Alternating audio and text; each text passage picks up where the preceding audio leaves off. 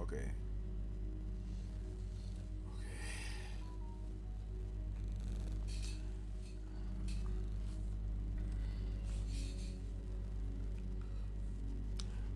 We thank you once again for your time, and I would like to officially welcome every one of you to today's session, to today's live streaming. Before we proceed, I would like to thank all those that are doing the donation to support what you are doing. I say thank you. The Way Network appreciate your effort and your support, and to all those who also are praying for us and then wishing us well that this program comes to a success. We say thank you and God bless you. Today is a new day, and we thank God for life and we thank God for strength. We're going to have another session. We're going to deal with fasting, but prior to fasting, I think I'll briefly talk about the last aspect of it, because last streaming we were talking about the different types of prayers, and we talked about the fact that there's the audible prayer, there is a ritualistic or directional prayer, and then we had the contemplative prayer. But we couldn't touch on the contemplative prayer, so I'll briefly touch on the contemplative prayer, because with the contemplative prayer, it involves a lot of things. So unless you go through an official training or a formal training, how to focus the mind, how to calm the nerves down, how to organize the mind energy to a central point and all those things before you can engage in contemplative prayer, where you do internal wishes and all those things. So basically, I'll touch briefly on the contemplative prayer to conclude the prayer session, but there are other things we'll talk alongside with regards to prayers. But as we proceed with other topics, it will be running it in tandemly. But before I proceed, we would address a few questions that came up within the course of the week, and then we'll proceed to the topic for today.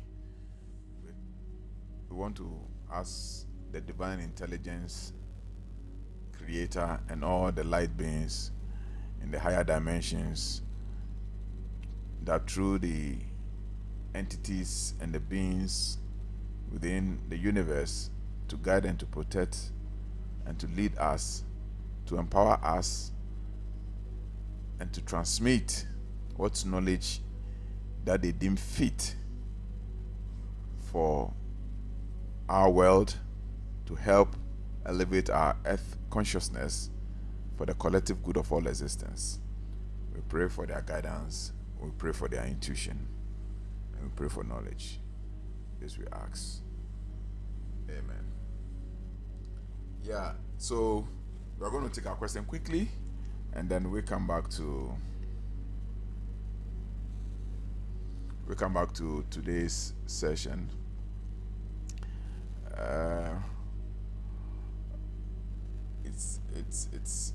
It's been a tough week, very tough one, especially doing counseling, consultation, and after consultation you still have to come and sit for another 2 hours. It's not easy. Auntie Cynthia, you are here. I say welcome, and I hope my little boy is doing fine. Mr. Paul Ado also here. Solomon is here. I appreciate all of you, your commitment, your time, and all that you are doing to ensure that this program is sustained and kept running. God bless you all for your time. So we are picking today's questions. Question number one. So questions to be answered. Okay, questions number one. Livingston Tete says that, good evening, sir. Question number one. Please, how can one avert evil or divert negative dreams and make your positive dreams materialize? This is a deep question, and yes, there are a lot of ways you can try to avert negative dreams, and at the same time you can try to materialize positive ones. their ritualistic approach, and then there is the personal self-development approach. With the one that I'm going to give, unless you have developed your personality, you develop your energy to be able to do that. That is why it is good and necessary that you engage in your spiritual practice and your personal development in order to be able to harness enough energy to be able to direct information to the cosmos. Now, what are dreams? Dreams are four informations which are liaised to us to get us pre-informed of an event which is yet to happen. And so now when I'm talking about this thing, like the definition I'm giving, I'm just hearing it straight, I'm giving it out, so I can't give it for the second time, probably not exactly the same thing. So when you have a pen and paper, you quickly put it up and then you copy it. So these are four informations that the invisible dimensions try to liaise to you within the invisible dimension, within the dimension of limits, informing you of things probably to come in the next future, or orchestrations or events that are about to take place. And all events that are supposed to happen in the near future, everybody is informed of. Even if somebody wants to do you something other which want to affect you some way, somebody sends you to a shrine or whatever it is, when there's the agreement and they decide I don't want to affect your personality with such an issue, there is a communication that is done before the event eventually materialize. So most of the time, the dreams that we have kind of takes within 21 days, minimum 21 days to manifest. Some may come multiple times, but we will not take notice. Some may come in ways of symbols and all sort of things before eventually it will manifest. So you are told, you are given information that this is what is going to happen, or this is what somebody has done against you, and this is what is about to happen. So if you agree to it, fine. If you don't agree to it, what do you do to avert it? But in most cases, we don't even know and try to understand the symbolism of the dreams. And most people's dreams come in symbols because the people are not so advanced and not connected that they will have a more clearer dream that does not come in signs and symbols. So most of the dreams that we have, most of the time, it comes in signs and symbols. So then it becomes a little bit problematic to decipher and to be able to kind of know what is going to foretell what is going to happen, or the meaning of the dream. So yes, anytime you have a dream and you don't want the dream to manifest, you feel it is not a palatable type of dream, and then you don't want to manifest, what you do is you just create. That's where you need that personality development training. You create a mental picture of whatever incident there is, and then you send an information back that you are not agreeing to this thing, you avert it, you stop it wherever it has gotten to in the spiritual dimension. It's supposed to halt there so it doesn't manifest. Sometimes to the time you have the dream also plays a role. The more it is closer to the rising of the sun, tells you that the dream is yet almost about to manifest. If it's far away from the manifestation of the sun, let's say you had a dream, you wake up at around 1 p.m., 2 p.m., it tells you it's a distant orchestration of which is going to happen in the near future. So the time you have the dreams also counts as to how fast, how close or far the dream is to manifestation.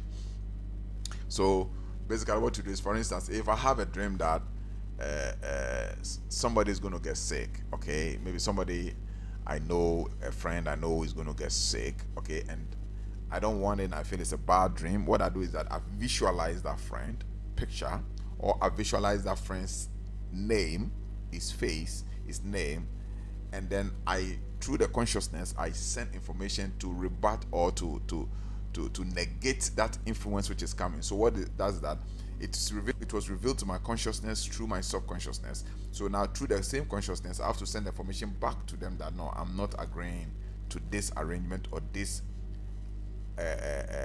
orchestration.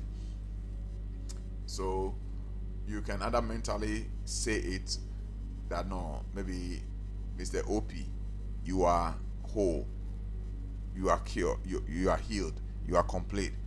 But you don't use negative affirmation. You don't say that you will not be sick. If you say you will not be sick, literally you are still activating the word sickness. That's why I say that when the previous direction I told you, you must have a dream, you must your affirmations must be in the positive. You must make affirmations in the positive. So you use the positive words, not the negative words. We do affirmations but in the negative. So you try to use I am not poor. You are just still mentioning the word poor that you don't want in your life. So then that is what becomes your attraction. Okay. Sometimes suppose you say that I am not sick. You still mention the word sick. So instead of using the word I am not sick, you're supposed to say that I am whole or I am healed. You understand? If you not talk about poverty, you don't want the poverty, you say that I am rich or I possess wealth or I possess abundance. So that's how you use affirmation in the positive. So when you are doing that mental communication to the unseen reality, you have to use affirmation in the positive. Don't forget that your mind is always creating your reality, and what the mind accepts would manifest. What the mind does not accept would not manifest. But all depends on the intensity of your intention as at the time when you are creating that visualization. And that is why it's very important that you train yourself very well in order to control the mind, to pay attention inside, and then to be able to send frequencies with intense energy or intense gravity, to be able to make your intention penetrate through the various dimensions to its required or intended destination. So that is one of the ways you can avert a dream that you have. The ritual aspect, I can't talk about it so much so because the ritual aspect would depend on the kind of dream you have and the kind of ritual that may go with it. For instance, if somebody have a dream with regards to a gunshot or somebody cutting somebody a knife, then such a ritual will go with a flesh. Let's say have a dream that it has to do with fire burning somebody. So such a ritual will go with ashes. You know, because the ashes represent burning, and the flesh represents cutting, the blood, the spill of blood, which is the muscle.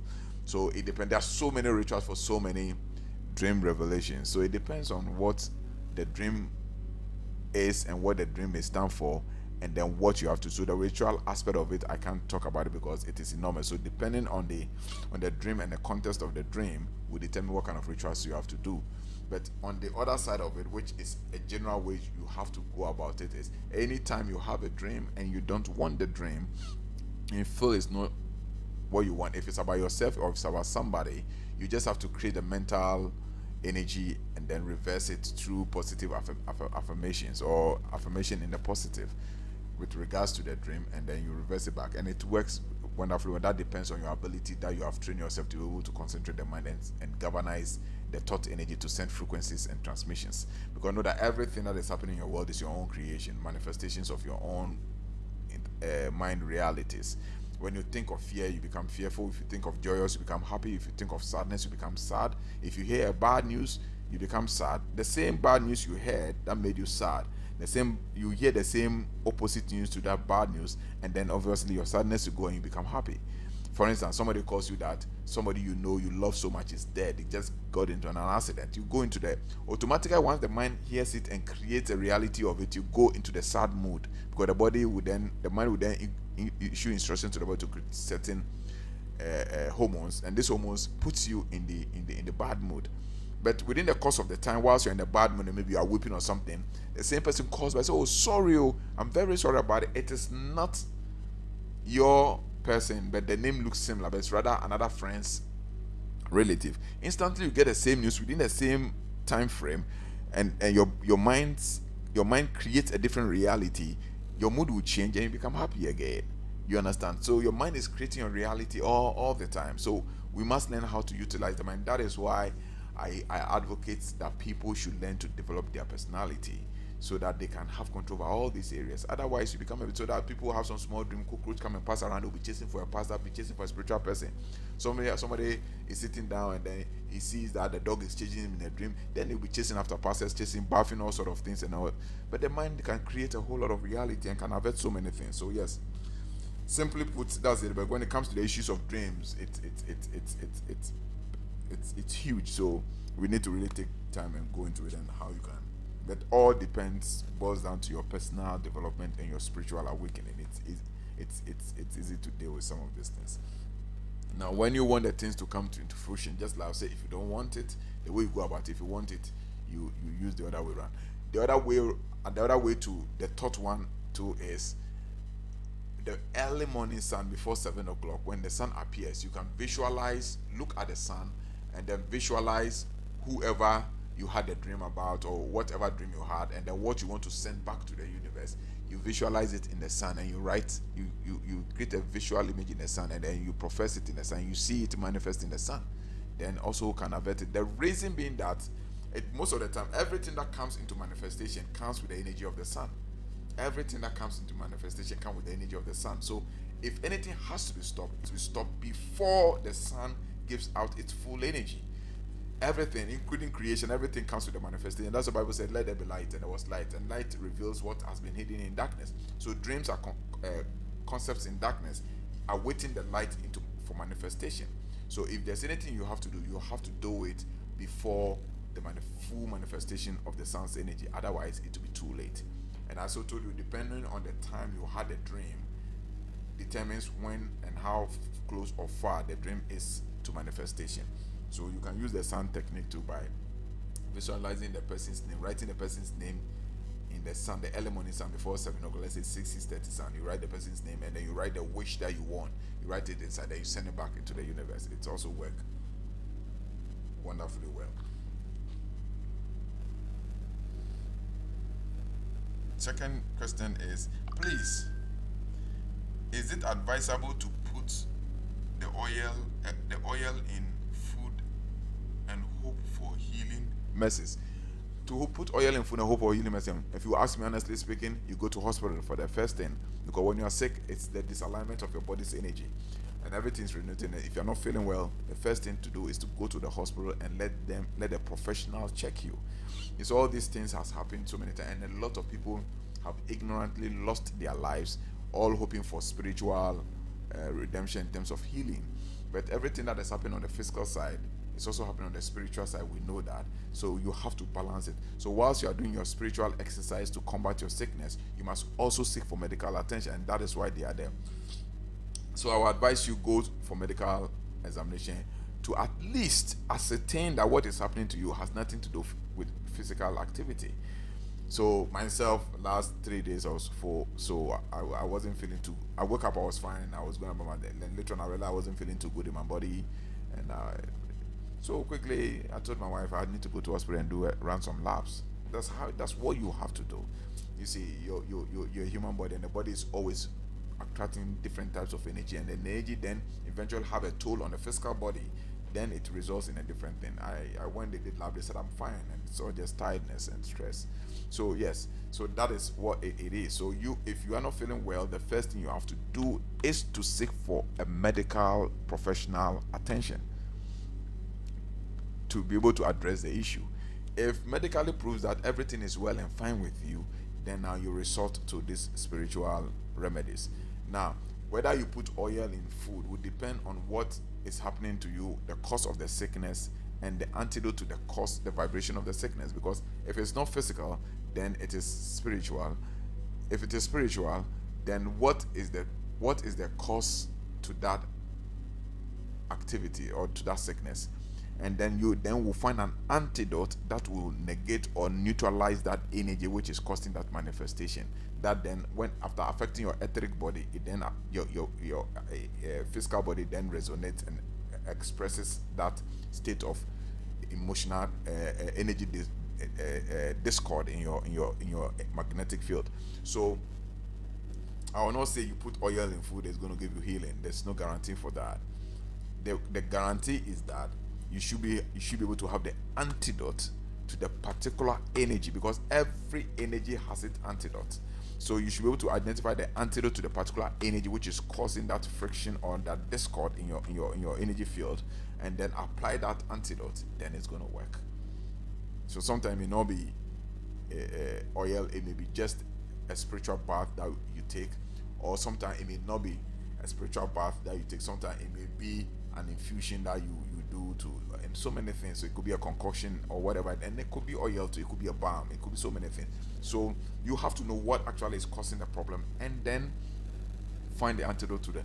But if you should ask me, I would tell you that you don't wait till that spiritual attack comes. And that is why you must always have, if you have not started your spiritual journey, you have not started your personal development journey where you can harness internal energy, I would always advise that you have, that is where all those lower elemental herbal thing comes in to aid your energy field, especially your aura field and your etheric field, so that these external frequencies, external energy that are sent by very mean and cruel people will not penetrate your space, because always your aura is clean and your aura is pure. There's no contamination based on which the negative energy or the evil energy will penetrate to get to your etheric body, then it reverse back to the physical body.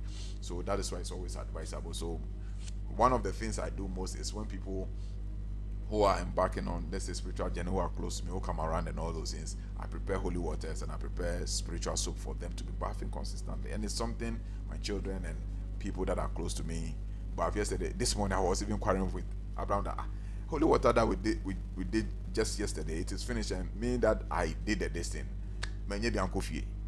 So this morning we were even having an argument that no, how the whole thing got finished, and me had them in coffee. I can't see it. I was even telling that tomorrow we have to try and do something so that I can send some to the family in the house. So these are the things that will keep your family, will keep your children protected from all this adverse energy which is coming from left, right, center, north, south, east, and west, coming to kind of affect children in schools, in playfield, and all those. It helps them, but just that make sure that whatever you are using is really, really working, so you don't really deceive yourself. If it's really, really working, you will know it cannot penetrate. It cannot penetrate. So yes, that's how it works. That's how it is. So don't wait till the issue comes. But when the issue also comes, our first advice is that seek for medical attention to clear all possibilities of physical causes. When you are sure that there's no physical cause, then you go on the spiritual tangent, look for the energy which is causing it, and find the appropriate antidote to that energy. If there's no appropriate antidote to that energy, then you have to then apply the general remedies which may work. Okay, but the difference between the general remedies and then the specific antidote is that with a specific antidote, it works directly. For instance, you may be sitting down with me, be talking to me about something, about an issue, then instantly, whilst I talk to you, I'll hear the word, let him go and do this. So it's not a recipe. That's why most of the, when you come to my outfit, I don't have recipes down. I'm giving out to people I'm selling, because it may vary. You get everything. There are general recipes that work. So there are general soaps and all those things. But for me, those general soaps, oils, and this thing are for constant general cleaning of your energy field, so that you don't even wait for the thing to happen in the first place. But when the thing has happened already, then you should be able to diagnose, to know exactly the causal agent and then the antidote that will weaken or dissolve that vibration of that causal agent. Then it becomes much more easier and faster.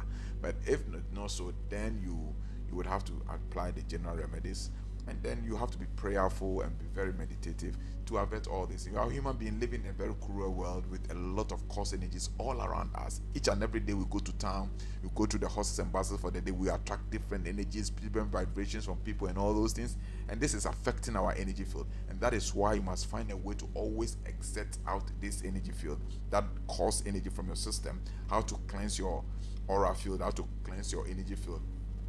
Every time you do that, I mean, sometimes when I get home, like when they told me I'm fine and all those things, I constantly bath the soup the first day, second day, and I was fine. You understand? Because it was tired and I had a good rest on Saturday. We shot a video. I went home that night. I made sure I bathed with some of the soap, and I had small holy water there. The last one I used it.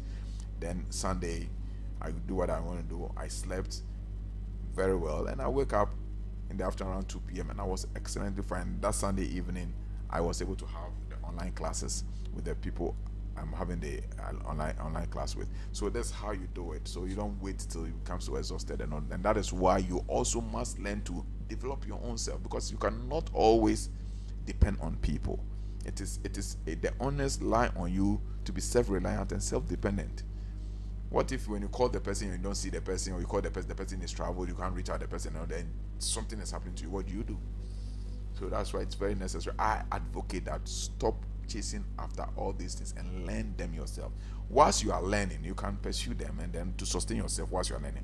But you get to a time where you also become self-reliant to some extent. And you be now over to solve it, but to some extent, basic things are so to me solve, basic things are so to me handle. in your own way. But when something which is beyond what you know, then you can also consult. At least by then you can even your first aid, paramedics, medicine field, first aid. The best one before the ambulance gets to its destination for the expert or specialist to attend to you.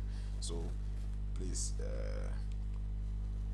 that is what I can say honestly from the depth of my heart. Now, please, from your teachings, you did mention of the canon being the Torah and the Testament books and then the Old Testament. Please, I want to know if it was right. If yes, then why then do we have the 66 books? Yeah, okay, fine. Some of this in like if I had read this thing, I would have brought a few research to support what I'm going to say, but I just when I sat down then I was given the question, so it's not something that I've read through. So yes, the sealed canon are the Torah, okay. Now there are other books in the Bible, because the other books in the Bible, there are epistles in the Bible, there are letters in the Bible, there are exoduses in the Bible, there are adages in the Bible, the proverbs and all those, and there are songs in the Bible, and there are gospels in the Bible, and there are other books like the Revelations and all those things. Now the rest of the books of the Bible tends to interpret the canon, okay, tend to give a deeper interpretation and a canon, to refer the canon in its presence. So when you look at the book of Matthew, Mark, Luke, and John, they are all just an extension or a better expression of what it has been written in the canon. So when you read the other books, it tells that, don't you know, for it is written. Even Paul refers to the book, it is written. Okay, for the prophet, it was written by the prophets. So the Lord Jesus Christ said that when you read Matthew 2:5-19, also talks that, don't think that I've come to condemn. I come to condemn the laws and the prophets, but I have come to fulfill them. So it is just a better, further and better explanation and interpretation to those things, and so it helps to complement, to give a better interpretation for you to have a clarity of understanding of what there is. And there are other books too which are infiltration that find its way, which has nothing to do with this. It has to do with people's culture. It has to do with epistles or letters that was written to certain people at certain place at certain time, which they are being faced with certain problems and how to deal with the problems. These have nothing to do with that. And then there is the word of God in the Bible, which you have to deal with that, and that is the general word for everybody. So those are the things there is. But later on, we can treat the Bible in context. So we break the Bible down to the various books that constitute the Bible. What are the letters? What are the epistles? What they stand for, and all those things. If you want, we can do that subject to on a different topic. Generally, this is how the Bible was structured. Some of them TV, there are songs. Some of them TV, you wonder why it should be there. And there are other books, the Deuterocanonicals, which are not even added to the Bible. We are talking about 66 books, but I have a Bible which is more than 66 books. This my Bible is more than 66 books. Okay, this is my Bible is more than 66 books. When you watch here, you have the Deuterocanonicals. Okay, you have the Tobit. You have the Tobit here. You have Maccabees 1, Maccabees 1, Maccabees 2. Okay, when you go further, you have the Sirach here, you have Ezra here, you have Wisdom of Solomon. Okay, you have the Bell and the Dragon, but it's still Bible. You understand? It's still a Holy Bible, but it contains the Deuterocanonical. So it's not even 66 books. There are books in our dispensation which are more than 66 books. So yes, that is how it is like. So you must understand the context of the Bible. If you don't understand the context and you don't study the Bible on its context and why and its formation, then you may come out and then condemn the Bible. But if you study the Bible on its context and how it was written and the progression and how the interpretation goes, then you will be able to decipher what is relevant from what is not relevant, what is meant for you and what is meant for some people at some place at some time, which is not really applicable to you. So you decipher and pick the ones which is necessary for you, and then you run along with it.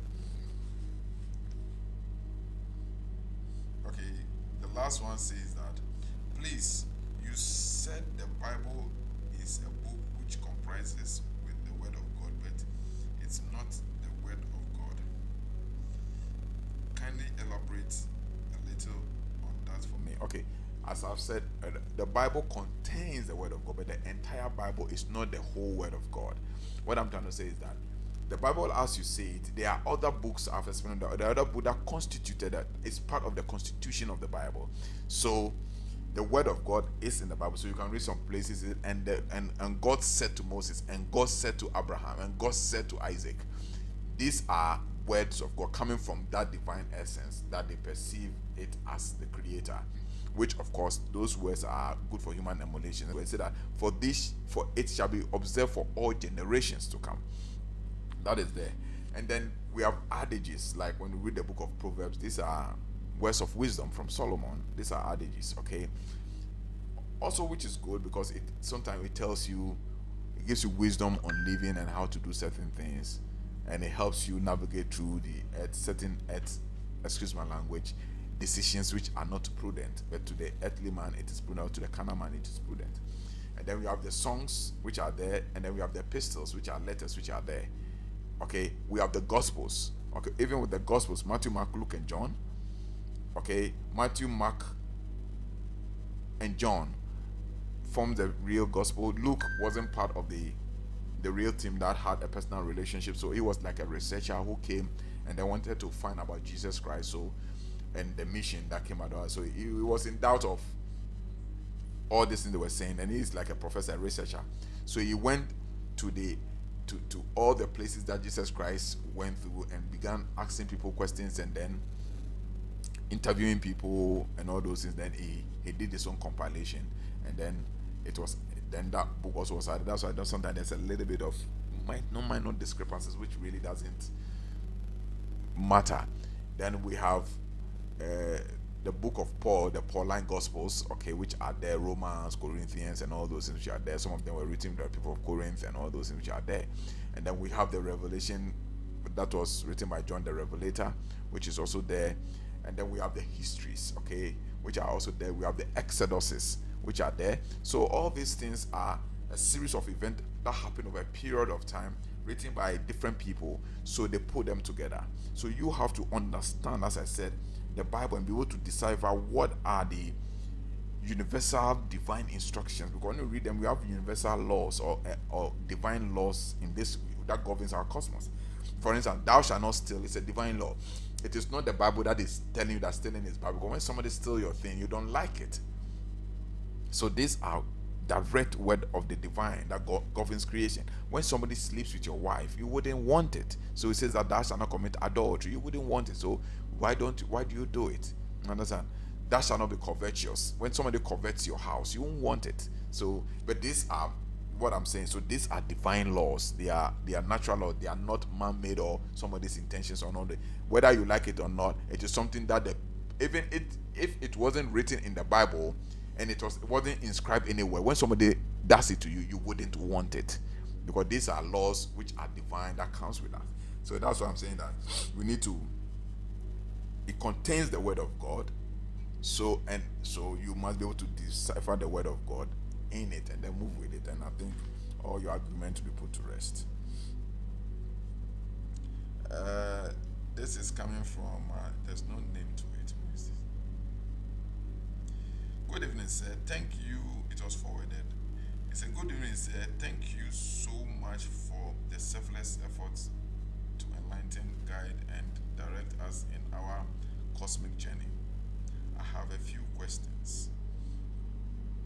What is the spiritual impact of baptism on individual soul, either being immersion or submersion? Okay, spiritual. When you say spiritual, is it baptism or spiritual baptism? Okay, what is the spiritual impact of baptism? The baptism, I would say, is like a form of acceptance or a form of initiation when one accepts to belong to a particular sect.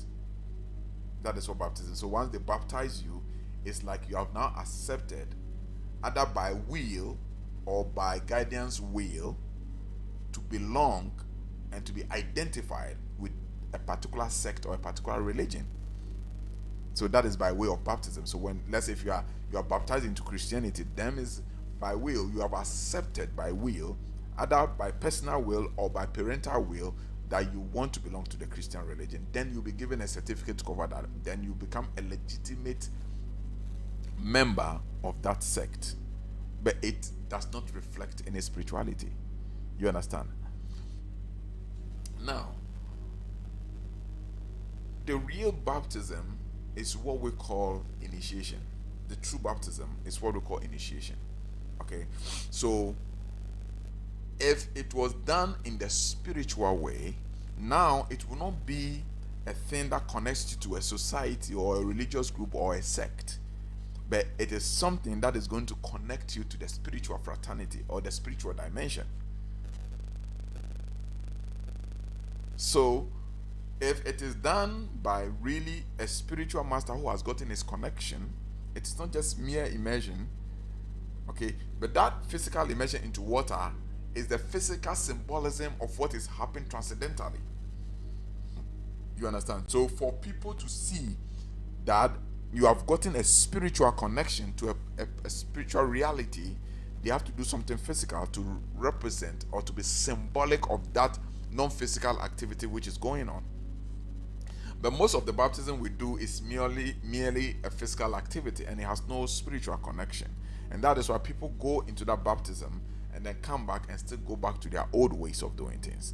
But if this baptism is really done and it's done spiritually, when you go through that process, you come back as a changed person, because there will be a spiritual metamorphosis that will take place invisibly within your being. So you come out as a new person, and your ego gets out of the way and your spirit gets into the way, or your spirit is born or is reborn.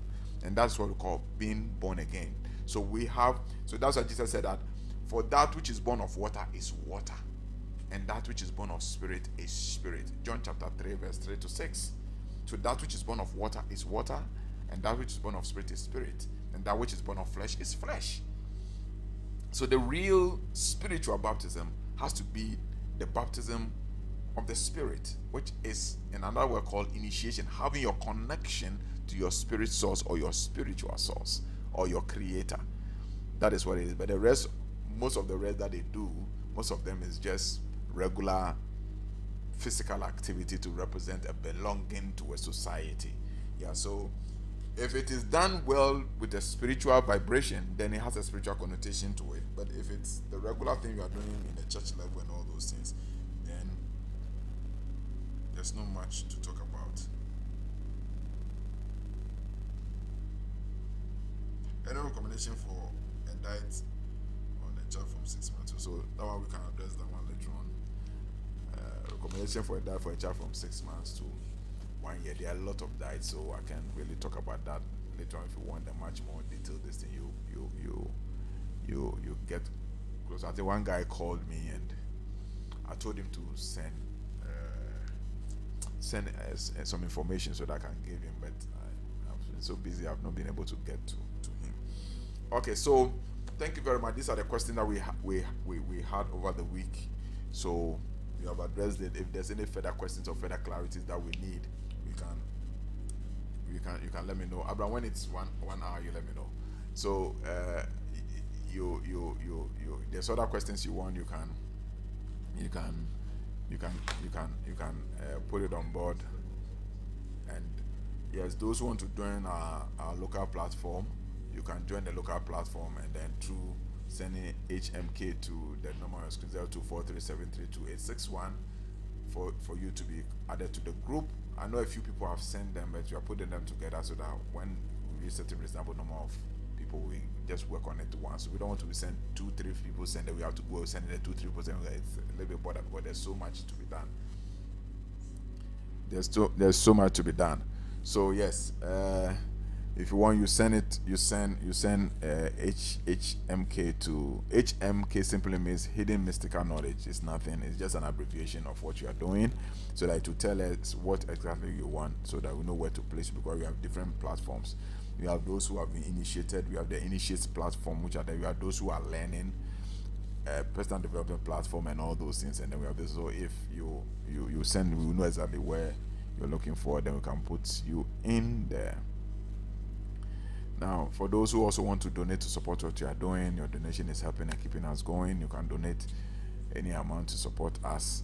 You can put it into the mobile number on your screen, 0243732861. So today we are going for our course, our live streaming session today. And at the latter part of it, we are going to talk about the class. That's what I was telling that when it's 1 hour, they should let me know so I get some time to explain the class that we intend to do to you, those who have started already, and then I'll announce the local one and all those things. So yes, so welcome to today's subject, and today we are talking about the benefit of fasting in spirituality. And as I told you, this platform is designed for mainly the awakening within Christianity. So pardon me if my words or my teachings are more aligned towards the Christian, because that is where there are a lot of problems in there. There are a lot of deception in there. There are a lot of misconception in there. There are a lot of misinterpretation in there. And people and souls are dying gradually, day by day. They are dying. They are losing their spirituality. They are losing their identity. They are losing their personality. And that's why I designed it. When you go to other religions, it may not be that much. It has its own problem, but it may not be that much like, because now Christianity has been purely made carnal. That's why it's more geared towards that area. So we are looking at the benefits of fasting in spirituality, but fasting in spirituality, but to more aligned towards Christianity in my presentation. But before I proceed to that one, we treat the last type of prayer, which is contemplative prayer. Now, contemplative prayer is a kind of prayer where you do and you don't speak a word, you don't do any ritual, you don't do any direction, and you don't say anything. Everything happens inside of your mind, from the active mind or the conscious mind, between the active mind and then the passive mind, or the conscious mind and the subconscious mind.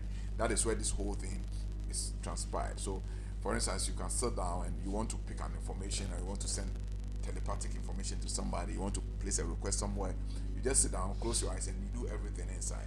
And with this one, you need formal training to be able to learn how to put your energy together and centralize your energy and centralize your thought, so that you can harness that thought energy and then send it across or send it within, depending on what you are doing. You send it within when you want to pick an intuition or information from within the spiritual dimension, and you send it across when you want to send information to somebody. So sometimes they happen. Sometimes I remember back in the days when I was working with my guys, I tell them, okay, anytime you are in the office and you don't have a credit and you want me to call you, just put the phone in front of you, focus your mind on it, and then issue it in your subconscious, in your mind. Say, call me, and I will call you, because everything is in the World Wide Web, the www web. You know, everything is there. We are all interconnected in that web. So when you become receptive and attentive, you can pick the frequencies as they come. That is how it is like. So yes, it so happened that's how contemplative prayer is. And you realize Jesus did a lot of contemplative prayer exercises along the line, but that needs a little bit of personality development, a formal training, how to calm your nerves down, and then through the breathing exercises, various types of breathing exercises and all those things, the various types of concentrative and focused exercises. Then once you go through this, after some time, you master that aspect of your persona, then you can now use it as a tool to transmit information in the form of prayer or in the form of request, whatever it is. So that is for contemplative prayer. With contemplative prayer, there is no audibility of words coming out, and there is no any rituals you are doing. You can just sit down in public. You can sit down in a boardroom. You can sit down in business engagement and negotiation, or you can sit down in tender and just transmit it. You get the whole thing. Yes, you don't need to say a word. So for instance, if you're in a board meeting, or you went for a tender and you realize the tender is tilting towards somewhere, or the board meeting, everybody is rising against you and your boss, and other people have gone against you, you can sit down and issue instructions to them. You control them from where you are sitting. You understand? You control them from where you are sitting through the power of thought manipulation. You know. So yes, that's the area that contemplative prayer really works. You can make supplications and submissions anywhere, anyhow, any place, wherever you find yourself, without necessarily speaking a word. That is contemplative prayer, and that is an advanced form of prayer, and anybody can do it. Though the word is advanced, but anybody can do that prayer once you go through proper training and you understand what you do.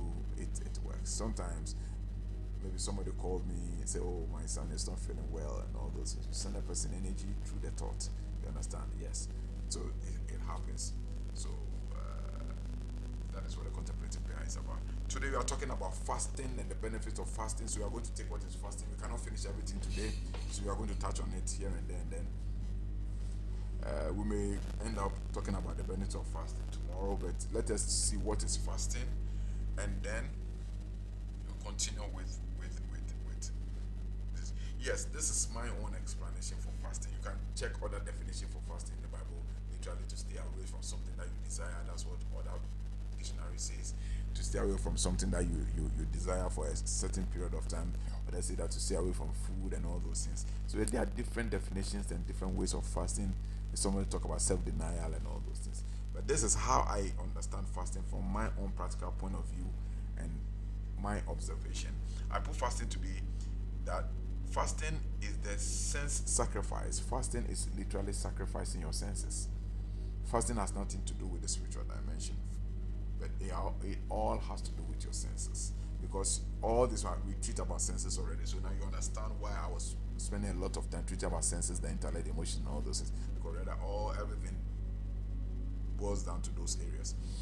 So for many years, your senses have been on autopilot, doing what they want, and then eating, doing this, having their own desires and having their own aspirations and all those things, which may not be in line with your divine purpose and divine will. And most of these desires and aspirations has never been wholesome. They are unwholesome desires and aspirations, which in the tail end of the whole thing is detrimental to your entire mission and existence on earth. So in order to be able to get yourself in the balanced form or in the balanced mode, you need to sacrifice these senses. And how do you sacrifice these senses? It is the denial of the body senses of its natural cravings for sensual gratification in order for the subject, in order to subject its carnal desire, energy, and strength to the will of the soul. So the whole idea of fasting is to kind of sacrifice the sense vibration, the sense energy, and then deny the body senses of its natural cravings. So you all know that the body senses crave. Sometimes you feel you want to eat, sometimes you're feeling thirsty, sometimes you desire for sex, sometimes you desire for lies, ill emotions, and all those and unwholesome things. Sometimes you see beautiful women and want to avoid them. You desire for beautiful things which are lustful and all those things. All these things are ways that gives more energy to your senses and kind of make your spirit, your soul spirit itself, which is the self, a little bit recessive instead of being active and dominant. So now, when you want to make that the spirit's soul more active for the senses to be dominant, that is where fasting comes in. I have come across a lot of people that say that fasting has no free spiritual benefit; it has only medical benefits. Yes, it's just that the people are absolutely ignorant that fasting has no physical benefits. It's rather unfortunate I have to use that word, because fasting has enormous spiritual benefit and has enormous physical benefit. And everything that you do in this life has a physical benefit and a spiritual benefit. Because if the person understands what the whole creation is all about, you will know that everything that has a physical effect also have a spiritual effect, because we operate on duality. Okay, out of the invisible comes the visible. So before anything happens within the visible dimension, there's something orchestrating in the non-visible dimension. So you cannot say that somebody is fasting and it's only having physical benefit where there's not going to be any non-physical benefit. The benefit that you are feeling it in the physical dimension is just a manifestation of something that has taken place in the non-physical dimension.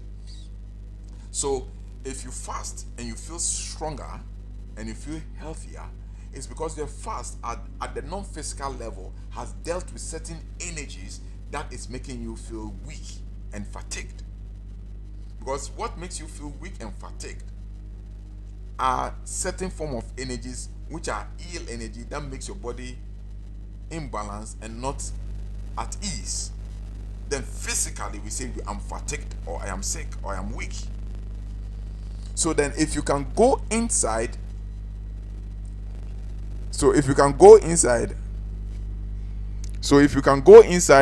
and then kind of deal with that energy in it reflecting or manifesting in the physical dimension, you see that you are strong and you are whole. That is how it works. So somebody cannot say that fasting has only physical benefits and hasn't got any spiritual benefit. Everything that is happening, because understand that the physical dimension is only an effect. Whatever we are seeing in the physical dimension is only an effect. Everything is transparent in the non-physical dimension before it manifests in the physical dimension. So that all those who pay attention to physical things are always ultimately the losers. Because before this mouse was created, it was once existing in the non-physical dimension as an idea in somebody's thought. So if you only look at the mouse and say, oh, this mouse is made up of plastic, it's made up of a light, it's made up of a ball, so this mouse has no physical effect, then it's just that you are not properly informed. So even the fact that you conceive the idea in the non-physical dimension that you want to fast, something has already taken place, is taking place at the non-physical level, which is the spiritual level, before you even engage in physical denial of the senses and sacrifice of the senses. So I can tell you without doubt that fasting has spiritual benefit and has physical benefit and has health benefits. So then do not buy into that misinterpretation and misrepresentation that fasting has no spiritual benefit. It is not true. I say it with authority, it is not true. Because I have seen people who are spiritually weak, spiritually damp. They embark on 3 days fast or 7 days fast, and then instantly, by the time he's doing 7 days fast, by the time he does the 3rd day fast, at the end of the 3rd day to the 4th day fast, he begins to have spiritual visions. He begins to have inner revelations. Why? Because he has deactivated the sense energy, and now the non-sense energy has taken over. So fasting makes you deactivate the sense energies for the non-sense energies to take over. And when the non-sense energy takes over, that is where the activation of your spirit self becomes born. And then your ego self, because your ego, it's within, below the intellect and below through the senses. And the true activity of spiritual, or the true born again, is for you to deplete the ego for the divine spark or the divine energy within you to be born. And that is the true born again. That is the true born again. So if you embark on spiritual exercise, and this spiritual exercise you are embarking on has no physical spiritual benefit, but has spiritual physical benefit, how does it happen? Because everything which is happening in the physical dimension was once conceived in the non-physical dimension. So if you have a sound health by means of fasting in the physical dimension, then you know that something has taken place in the non-physical dimension which is not visible to the human perception and to the human comprehension of the intellect, but in its manifestation, that is where the intellect is able to comprehend it. So fasting has a lot of spiritual benefits. So I'll repeat again, as I've written, I'll repeat again. Fasting is a sense sacrifice. It is a denial of the body's sense of its natural cravings for sensual gratification in order to subject its carnal desire energy and strengthen the willpower of the soul. So by way of fasting, you cannot reduce the sense energy and cravings in order to give more willpower to your soul spirit so that it will have control over the senses. Because most of your time, the senses have control. Let's take this simple analogy. Anytime you eat and you eat heavily and you're overfull, how do you feel? You feel a little bit sluggish, you feel dull and feel sleepy. And that's how the material energy gets more effulgence and get more vibration. And that is why all spiritual teachers will tell that you must not eat to the fullest of your ability. You must always leave a space in your stomach. You must leave a vacuum in your stomach. You must not eat to stomach full. And our brothers and others, my cousin will say that belly food. Don't eat belly food. You understand? You don't eat till your belly becomes full. You must always leave a space. You understand? So that you always have a balance, because that space you leave in your belly creates a balance for that aspect of your non-physical reality to have a space to operate. So if you excessively eat over, you realize that even your think, it affects the way you think. You become sluggish in your thinking. Physically, you become dull, and you become sleepy, and you become slow. All these things are happening because you have given too much energy to your sense desire over your non-physical self. So anytime you also want to fast, when you begin to fast, you realize that your sense desire begins to drop. First day, second day, you realize that you feel weak and feeble, and you feel like something is wrong with you. You are getting sick. Sometimes you feel like you feel like vomiting, feel nausea, and all those things. It is just the body sense telling you that there's something. It's losing its energy. It's losing its grips. It's losing its cravings. By the time you cross the third day to the fourth day, you realize your body is restored, and you feel much more better. You feel more active. You feel more alert in your thoughts. And then there's an alignment of your senses, because your senses then become alert, and you deplete its energy off. Then it begins to adhere to its superior authority, and that is where vision and revelation begins to unfold naturally. And that is why people have to go to retreats. And retreats are not only people don't only embark on retreat in Christianity alone. When you go to the Buddhists, they do retreats. When you go to Hinduism, they have times for retreats. And in times of retreat, they go for hours of meditation without food. Do you think if there's no benefit, all these monks and spiritually enlightened people who have written all the books we read would embark on some activity? And then somebody comes to tell you that fasting has no spiritual effect, but it has only. But the person is absolutely misinforming you, and the person is misinforming you based on his limited knowledge and limited experiences. And obviously, at the bottom line, gross ignorance at play, because fasting has a lot of non-physical benefits, and its non-physical benefit outweighs even the physical benefits and the health benefits. Because it is your spiritual healthiness that makes you physically healthy. If you deplete your energy spiritually, the body will deplete its energy. And that is why, if I engage in a lot of activity, physical activity for a long time, and I don't make time to meditate enough, I become depleted. Because my energy is coming from my meditations. So when I'm too much engaged, going here, doing there, going for this interview, doing that, going for the site and all those things, and I don't have enough time, I go home exhausted, I go and sleep and all those things.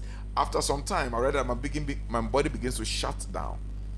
But when I make time a little bit, go into recession a little bit, just even for a day, recession, and then doing one or two exercises, then I regain energy again. Because the energy you are using physically comes from them. We call it cosmic frequency or cosmic energy.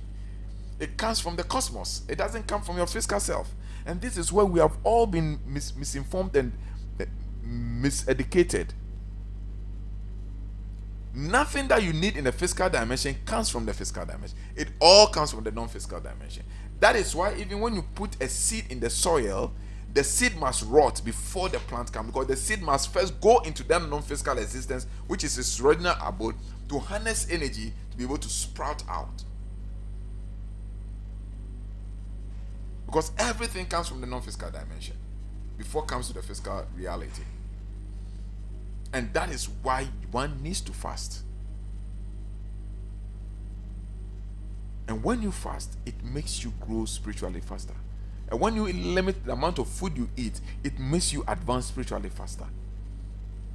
That is why most spiritual people are not too much concerned with food. Tell me somebody who loves food too much, and I'll tell you somebody who cannot do good spiritual practice. And even if he's doing good spiritual practice, he cannot harness a lot of energy. People around me, they will tell you, always they're acquiring. That's why I can bring food to the house, and I bring food to the office, and I send it back home. Not that I don't want to eat, or not that I don't feel hungry, or that we all want to eat, but it's not too much of a concern to me.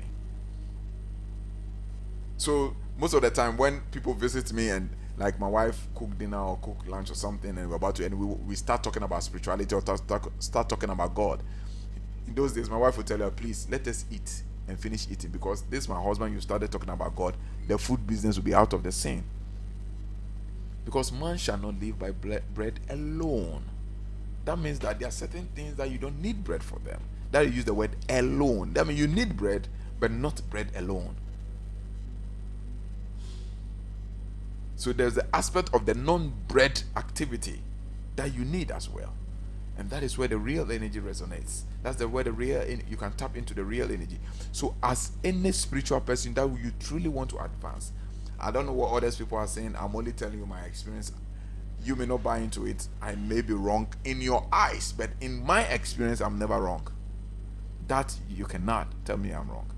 But this is something I have done. This is something I have practiced, and it has worked very well, and it has gotten me to where I am today. So you can never, there's no way you can convince me against it, because it has worked enormously well.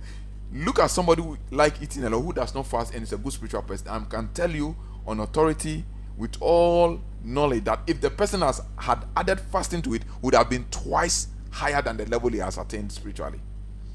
Obia, who does not fast, does the spiritual exercise, and he has attained certain level of spiritual awareness or spiritual energy. I can tell you on authority that if the person has included fasting in his practice, he would have acquired twice that energy that person possesses. Fasting is necessary. You can not always feed the physical dimension. To be carnally minded is death. You cannot keep constantly feeding the physical energy and think that your spiritual energy will be stronger. No. That is why anytime you eat heavily, when you go to sleep, you don't dream. No, there are a lot of practical things around us that tells us all these things, so we just don't have to buy into anything. Or when you eat heavily and go and sleep, you're having funny dreams and animals chasing you here and there, and then you'll be having also, you think it's demonic attack. No, it is excessive energy you give to the senses that begins to play tricks on your intellect and your subconscious.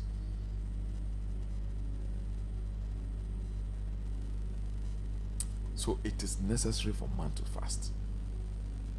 Let's open our Bible to Matthew chapter. So before we go to the Matthew chapter 17, what are the type of fasting? What are the type of fasting? And let's look at the type of natural cravings. Okay, so the natural cravings you are talking about, which are the desires of the physical body that sometimes you can fast on, it is not always only denying yourself from food, eating food and not eating food alone, which is fasting. There are different forms of fasting.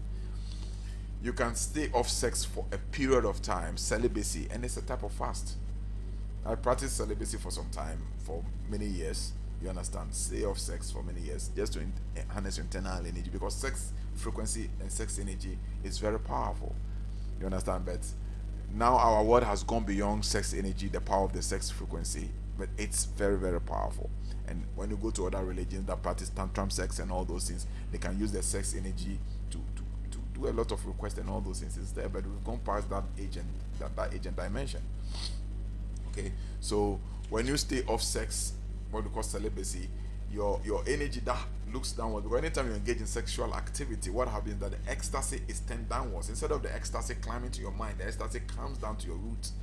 Then when the ecstasy climbs down to your root, you exert energy. When you exert energy through orgasm, you deplete yourself, and that's why anybody that engages in active sex at the time of orgasm or the conclusion of all the sexual, the person looks pale and exhausted. You understand? And the person may have to take time to recoup his or her energy again, because that sexual energy is depleted instead of going up there. So when you are doing celibacy, what happens is that the sexual energy climbs from the base and then enters into the brain, and then makes you have different dimensions of abilities. Okay, so that one is there. I'm not going to, I'm just brushing on the surface.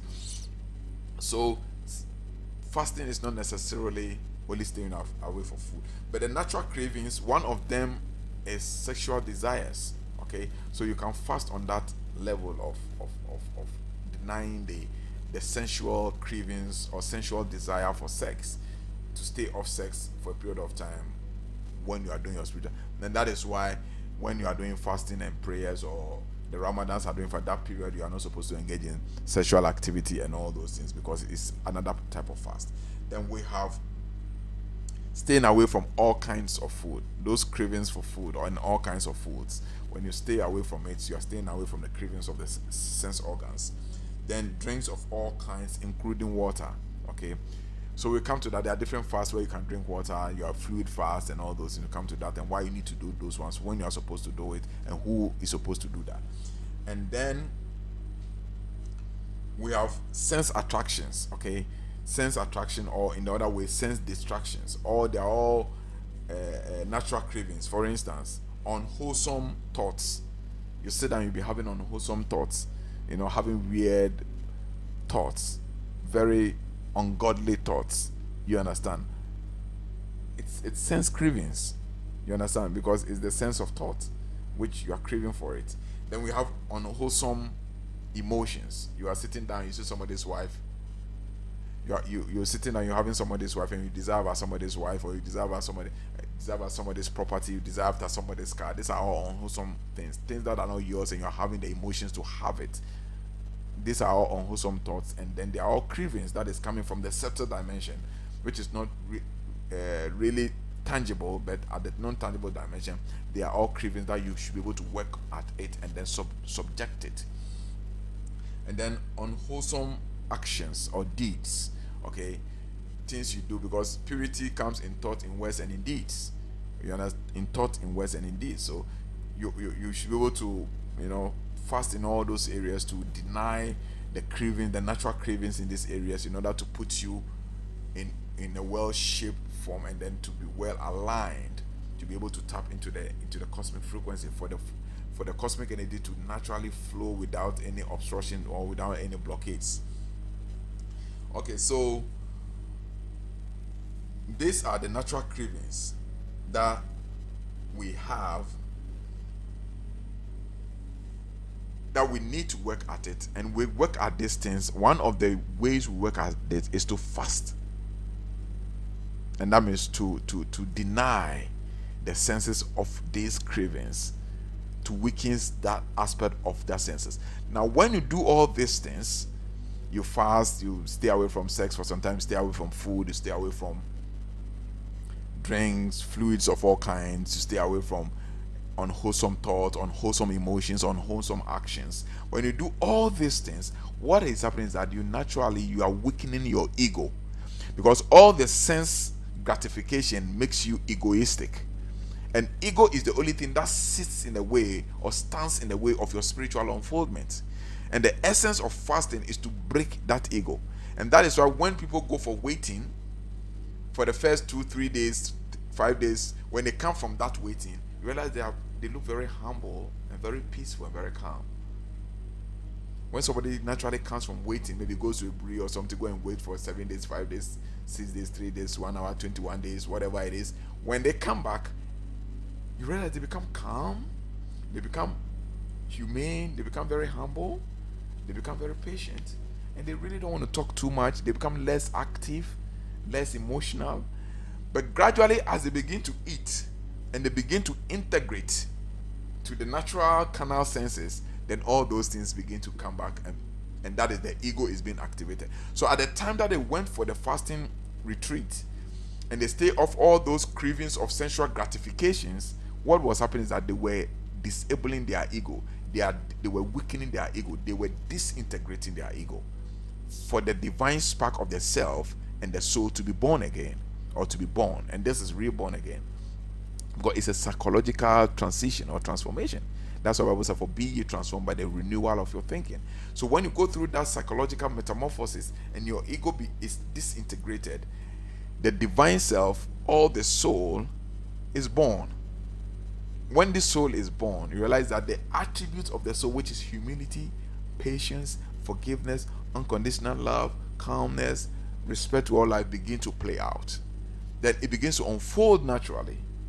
But as you come back to the regular dimension of the regular world, or the world of tangibility, and you begin to mingle with people, have unwholesome conversation, begin to have unwholesome thoughts, begin to have unwholesome emotions, begin to have unwholesome actions, begin to eat unwholesome things, begin to have unwholesome feelings, and put all these things together, then your ego begins to harness its energy again. The ego begins to rise again, and then the divine self begins to fall. So the essence of fasting is to disintegrate the energy and weaken the ego. That's all. That's the essence of fasting, is to disintegrate and weaken your ego. Because the ego derives its energy from the sense activity. And that is why a lot of people in the church are fighting with ego, are fighting with indiscipline, are fighting with all sort of what we call social vices, sin, or whatever it is. And the church is struggling, church leaders are struggling, theological institutions are struggling to get people aligned, and people cannot simply align. It's because all those things are effulgences from the sense which is fed into that value of your ego, or that energy field of your ego. But once the ego is depleted or disintegrated or weakened, then it is easy for the divine self or the divine spark or the soul or the soul essence to be born. That is, to be born means to take charge, to have the willpower over the senses. Then things naturally begin to align, and then it happens effortlessly. So I was telling somebody this afternoon that people think they are humble, but it is pretense. Because when I look at humbleness and respect that I see in society, it is absolutely pretense. Because when your humbleness is discriminatory and your respect is discriminatory, it is pretense. If you can respect your pastor and disrespect your husband, that respect is no respect, it is pretense. If you can respect your pastor or respect your client who gives you contract and come to work and disrespect your staff, that is pretense. You are not respectful. But that respect is not coming from the soul, it's not coming from your essence, it is coming from your selective intelligence. It is coming from a discriminative selective intelligence. So you have discriminated your selective intelligence and have selected those you will respect and those you will disrespect. So it is not coming from your essence. So you as a person, you are not respectful. You as a person, you are not humble.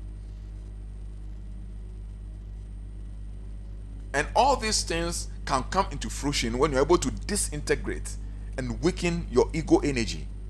When you're able to disintegrate and weaken your ego energy, then respect resonates from the soul. And it will be mutual and it will be balanced. It doesn't matter whether it's a child, it's your staff, or it's your contractor, or it's your client. You respect everybody equally and universally. So that respect is coming from the soul. Your humbleness then resonates from the soul. It doesn't resonate from your ego. Because when it resonates from the ego, it resonates from the I, and the I deals with the intellect. Do you know who I am? That is ego. I will show you who I am. It is ego. So there are a lot of people who think they respect, but actually when I look at it, I don't see it as respect. I see it as pretense. There are a lot of people who say, oh, he's a humble person. The person you are saying is humble, somebody will say that he's an arrogant person. Because that humbleness is discriminatory. He has selected those who favor him to be humble towards them because he gets benefit from them. And to them that he doesn't get benefit from them and he thinks he is higher than them, he subdues them and subjects them. So that humbleness is not true humbleness because it's not coming from the soul. But the true humbleness that comes from the soul, not from the ego, is universal. It doesn't matter whether you're a child, you are his employee, you are his staff, you are a subordinate, he's a supervisor, or he's the boss. He's humble. He treats all people the same. And all this, as I said, can come as a result of disintegrating the soul. So disintegrating your ego and reducing the sense energy. And this can easily be achieved through the act of what? Fasting.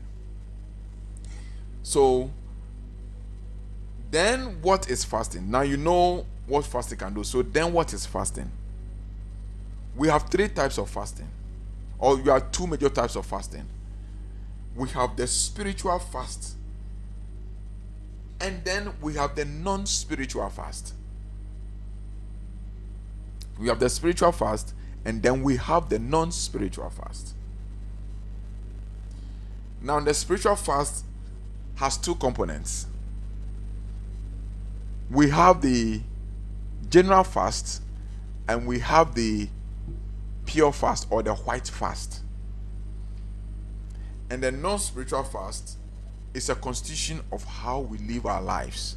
It is not necessary for spiritual activity, but how we live our lives also constitute to fasting, because you deny yourself from certain activities and do certain things, and it has some level of sacrifice And that level of sacrifice is a form of fast, but it is a non-spiritual fast. There is a fast that kind of, tailor into your morality and balance within manifest dimension. And then we have the spiritual fast. And the spiritual fast, I told you, has two components that constitute the spiritual fast. We have the general fast, and then we have the white fast. So we are going to look at all these things and how do you properly engage in this fasting for your general overall well-being, so that whatever you desire, you will get it. The universe is not holding anything away from you. Take that from me, from the very depth of my heart. The universe is not holding anything away from you. The only thing that is between you and the results of what you are looking for is ignorance, misinterpretation, and misinformation. That is the only thing that is between you and what you desire, and the manifestation of what you desire. You don't understand the protocol. That's why Jesus Christ said, when you pray, you don't have answers because you pray amiss. The Bible says that. You don't have answers, you pray amiss. And when you look at the word amiss, the Greek word for the word amiss, which praying inappropriately or praying wrongly without observation of protocols. So the only reason why your prayers answers are not coming is you are praying amiss, you are praying inappropriate. The ways you used to pray and the way you used to go about things is inappropriate. It doesn't fit into the divine protocol, and that is the only reason why there is no response. It's not that you are an evil person.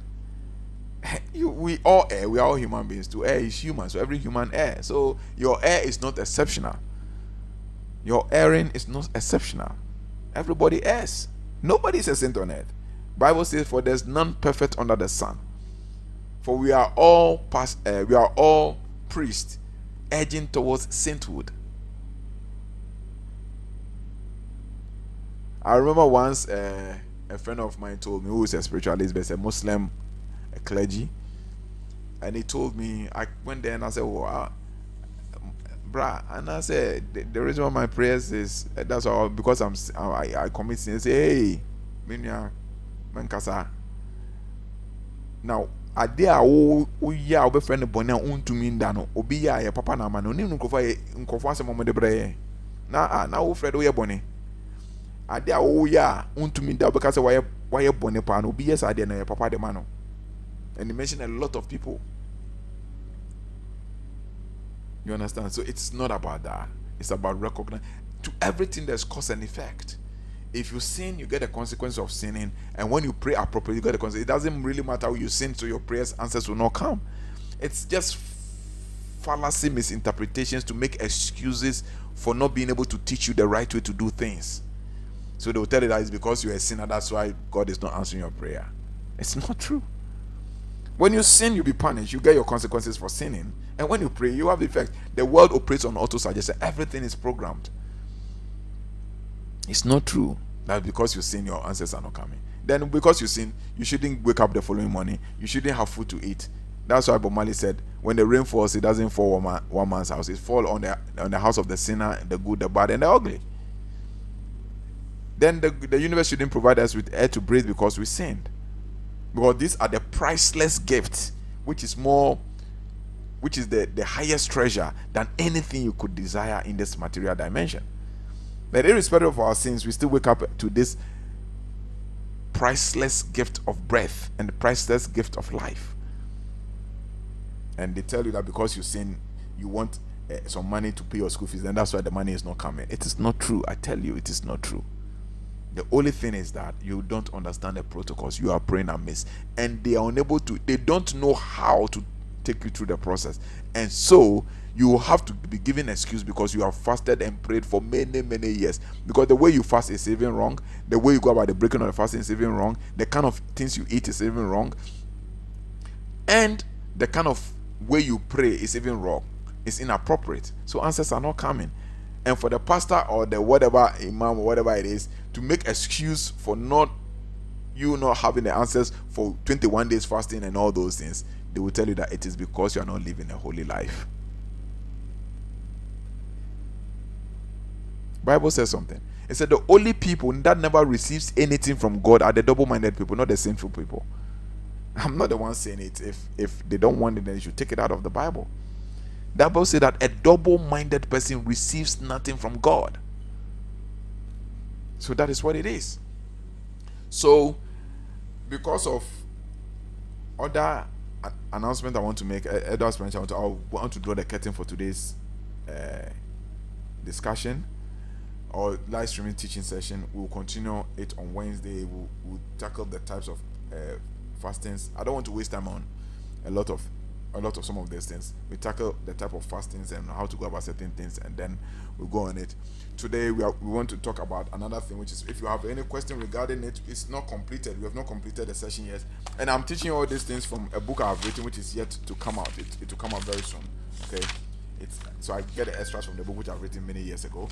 So yes, so all this things, even if you don't get the whole thing, I will try get a book published so that you can have a whole manual you can follow step by step, and then dealing with the hours and all those things, and then you'll be fine. Yes, so we'll draw the curtain for today's program. All those who wish to kind of donate to support what you are doing, we need your donation.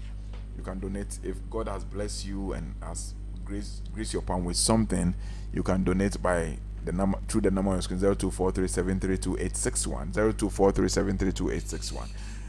Yes,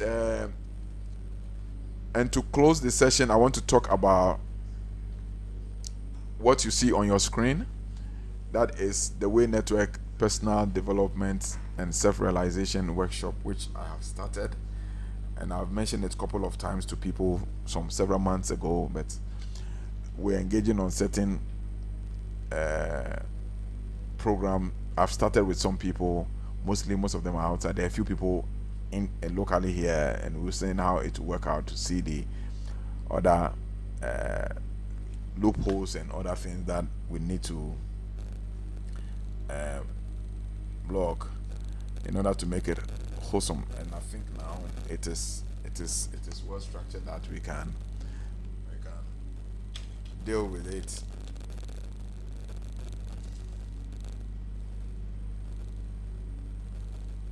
So please, do you have the personal development thing on your screen? Yeah, so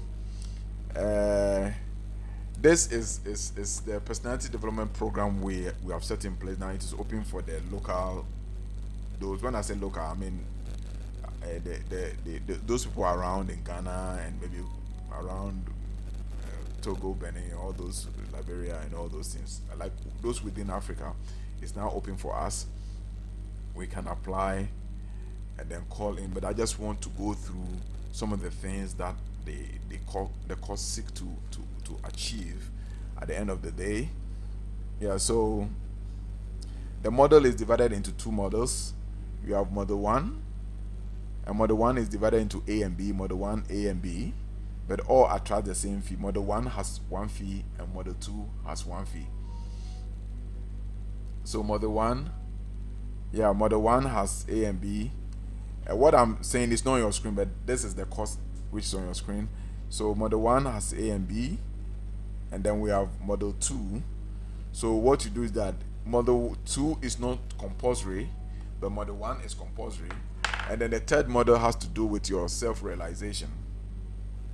Okay, so the third model has to do with your connection to your higher self, to the inner light and sound frequency. So, and that is absolutely for free. You're not taking money for that self-connection, and it's absolutely for free. But the personality development is a must participate program, because it prepares you to get yourself ready either for the model 2 or for the final model, which is model 3, which has to do with having the initiation or connection to the higher light and sound frequency. That I said is absolutely free. So now, what does model 1 course seek to achieve? Now, the course model 1 seeks to achieve. What the course model 1 seeks to achieve is that this model of the workshop coaching aims at individuals developing their persona to attain balance of their mind, intellect, heart, emotions, and body senses. So realize that we have treated the body, the senses, we have treated the emotions, we have treated the intellect, which is the mind. Talk about the various parts of the mind, the intellect. Now, how do you balance these things? When you participate in a course, you go through a step-by-step process and training to be able to balance all these things. Because believe you me, if you're unable to balance these things, forget it. You don't match. On the international stage, you don't match, and the world has become competitive. And I always say it, and I keep saying it. Maybe I really say, do know. Sometimes even when I say that, it's funny to me. Maybe I really say, do know. It's not about Tamu, and it's not about Nyenya or Susumasa or Assassina Abo. No, the world has gone beyond that. It has its level that it operates. Some eons and eons of generations ago, it has its level, because that was the level of the people's consciousness at the time.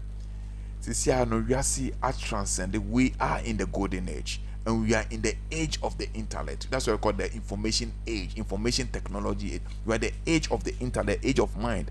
That's what the Bible says. In the end times, knowledge and wisdom shall be the stability of our days. So don't let them fool you.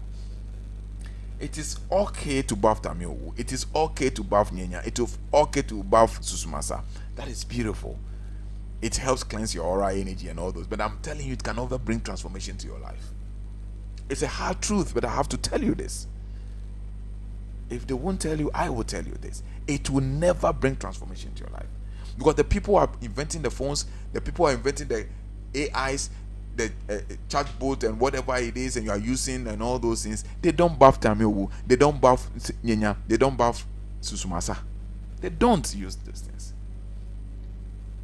And they are doing all these inventions, and you are enjoying them. And we are bathing all these things, and yet we are not regarded. Because we are in the age of information. We are in the age of knowledge and wisdom. Because it takes only knowledge and wisdom to be stable in our times. And that is why sometimes it wears me down and makes me feel weak when people still pursue this. And I look at them and say, look, this is not what you truly need. It is not bad, but I'm saying this is not what you truly need. What you truly need for the solution to your problem is not this.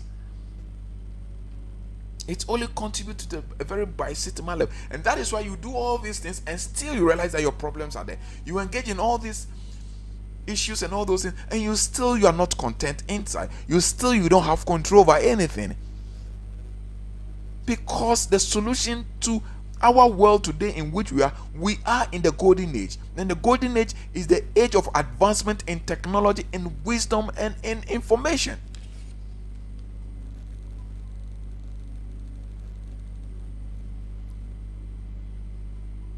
So if you don't invest into the development of your senses, your emotions, and now the whites are now investing so much money and time in emotional intelligence. They have invested so much on intellectual intelligence, mind intelligence. Now they have moved further to emotional intelligence, because then they know that it is emotion that brings manifestation. Into almost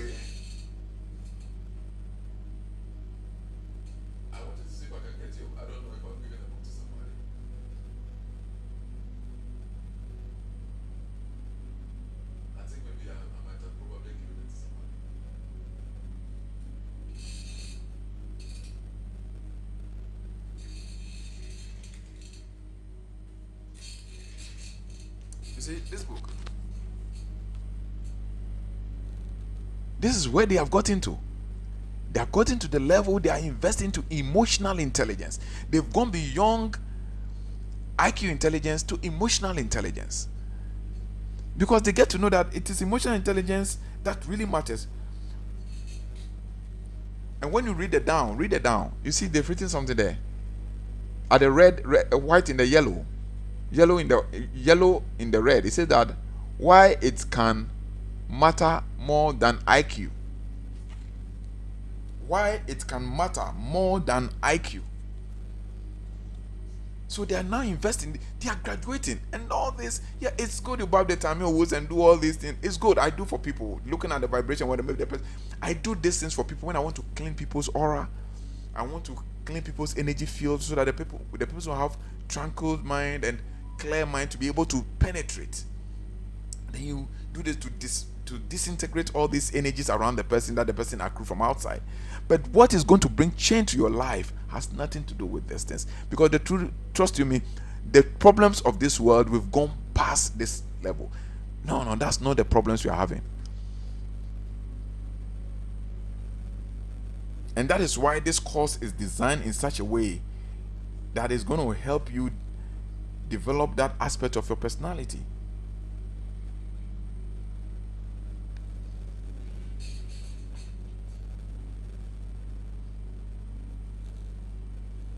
So yes, so let's get on. So it's dealing with the balance in the mind, emotions, and the senses, and we have treated all these things already. Now you're going to go to the practical approach, step by step approach on how to do this, because with the social, I'm giving you the awareness, I'm giving you the teaching. Now if you really want to go through the step by step process, it can all not be on social media, because there are things, well, they will not even permit it to be transmitted there. Now, what are the objectives of this course? The objective of this course, that it says that at the end of the training, a participant who is dedicated to the course and does the practice should be able to, one, harness their internal powers to make change, to take charge of their material and psychological world. That is one objective that if you go through the training, and because I'm not impacting anything to it, it's something that you already have inside. I'm just guiding and mentoring you to be able to harness that energy which is already inside of you, because within us is embedded limitless potentials and abilities, and this is what people are using to do innovations, creations, and inventions. And we also have that ability within us, but how do you harness it? No, we externalize everything. 2, learn to pay attention within to receive intuitive directions in real time regarding issues happening around or yet to happen. So when you go through the course and you go through the systematic training, gradually, it's not an overnight thing. Gradually you'll be able to read the dimension where you begin to receive information intuitively in real time to deal with situations in your life. Even if it has to be herbs, you get the information that go and take this herb, use it to do this way. You get it in the other true dreams through your intuition. Because those who are doing these herbs, they also had it to who showed them these herbs. They developed themselves and they want to connect to the frequency and then know that these herbs. And we have received a lot of recipes. We are yet even to put them to commercialization. Okay. The third thing is to attain inner calmness and tranquility. Also be sensitive to energy, be it good or bad. So you'll be sensitive to it. You get to a place and there's a coarse energy, you quickly know, and you know exactly what to do to disperse that energy. Fourthly, should be able to go within to find and adopt solutions to solve everyday problems. This is normal. These things are normal. Fifth, the participant, if diligent to the practice, should be able to have control over their receptivity thinking, and emotions. 6, if this is achieved, the individual will be capable of handling life issues with less stress and anxiety. Such individuals will be able to establish swift connection within for inner directions and solutions. So these are all practical things. These are things we do it every day, and people who have started the practice around the globe, which some of them I've not seen with my eyes before, I've started having those experiences already. And with our class, what you do is that every week you have to give me a report of what you are experiencing. So it's not something that I'm just assuming. They send me reports and I analyze their reports. From Monday to Saturday, you send me reports. From Monday to Saturday, you send me reports. From Monday to Friday, you send me reports. Or that when I was meditating on Monday, this is what I saw. When I do the exercise, this is what I saw on Tuesday. On Wednesday, this is what I experienced. On Thursday, this is what I experienced. All the participants send their response. And lastly, if this is achieved, the individual, yes. In this session, participants will learn the following. So these are the core structures when it comes to this session, which is the model 1. And I told the model 1 is derived to session A and session B. So we have model 1A and model 1B. All is the same fee, but I just split it to aid the progression. So one, we talk about spirituality versus spiritism. You have to know the difference between spirituality and spirit. So there are theories. We'll be doing the lectures, I'll pick topic by topic and we treat them. So what is spirituality and what is true spiritism? We take and go deep into it. I've already talked about, I've made videos on spirituality and spiritism, but that is audio. It's limited with time. But this one, it is a class. So I'll take time and then go into details. You can have your question time, send your questions, we answer them, and then you have a clear view of what spirituality is and what spiritism is all about, so that your soul is not trapped. Because I can tell you, a lot of people come for counseling and consultation, and I look at them and they tell me the kind of practices they are doing, and I know their soul is trapped. I know their soul is trapped, but sometimes I can't say. I have to keep quiet because it's the choice they make, and we are responsible for our choices. We will take time to study, make a video on choices and how choices go a long way to affect our incarnations and our experiences. So you get to know what true spirituality is and what spiritism is, so that you don't get yourself trapped in something that would not be palatable for you or for your generation. When you are dead and gone, we all hear this thing. Somebody use a particular spirit to make money, and at the end of the when he's dead and gone, the children are getting mad and all those things. Yes, it is there. The children are becoming imbeciles. They give birth, and all the children that are coming are imbeciles. It is there. Or the children, the woman in the house doesn't get husbands. They don't get marriages. They marry and they don't give birth. All it is there. This as a result of lack of knowledge to decipher between what is true spirituality and what is spiritism. 2, you are going to learn about detoxification for a successful spiritual practice. So how to get toxins out of your system, emotional toxins, psychological toxins, and physical toxins. How do you get them out of your system? Because when the toxins are there, it becomes a blockade for the flow of the cosmic energy. For you to be honest, you have your intuitive connection. So you need to detox yourself, and it comes with practicals. You go through certain exercise. We explain it theoretically, and then you go through certain exercises to do. I'll give you certain recipes and all those things, both physical detox recipes, and I give you recipes for energy detox. That would, when I say energy, I'm talking about your emotional level and intellectual level, to detox those energy fields. I think I've even given one detox remedy on the platform when we started.